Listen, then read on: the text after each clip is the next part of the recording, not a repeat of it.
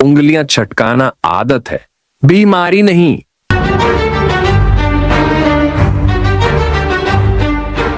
क्या आप अपने जोड़ों को बर्बाद कर रहे हो?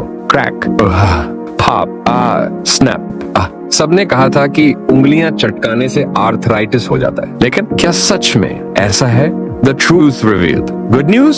साइंस कहता है उंगलियां चटकाने से आर्थराइटिस नहीं होता, वो जोड़ों में बनने वाले गैस बबल्स के फूटने की आवाज है, कोई लॉन्ग टर्म डैमेज नहीं। तो मतलब दादी दादा अब तक आपको बेवजह डराते रहे। But hey, wait, there's a catch.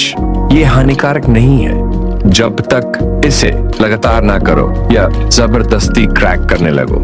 ऐसा करने से उंगलियां सूज सकती हैं या पकड़ कमजोर पड़ सकती है। क्या आप भी सीरियल क्रैकर हो?